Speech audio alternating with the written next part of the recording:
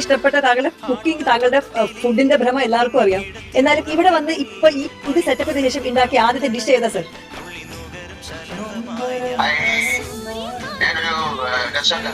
ആണോ?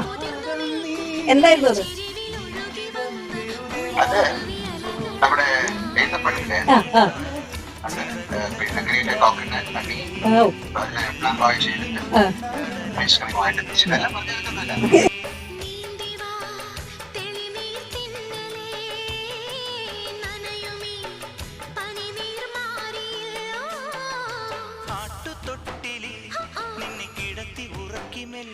മണിപ്പാടുങ്കു കവിൾത്തടങ്ങൾ തുള്ളി നുകരും ശല